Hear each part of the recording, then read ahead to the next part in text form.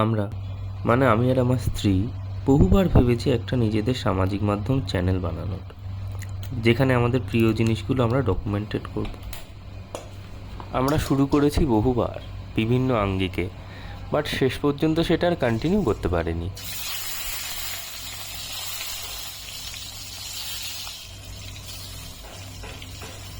আসলে বলতে পারেন, জীবনটা এখন আমাদের ঝড়ে ওড়া পাতার মতো ঘুরছে এদিকে ওদিকে, আর সেটাকে গোছাতে না বেশ খানিকটা সময় লেগে যাচ্ছে।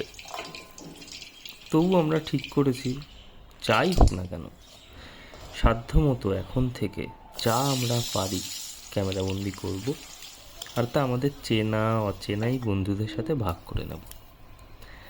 আজ আমাদের সেই প্রয়াসের সপ্তম দিন।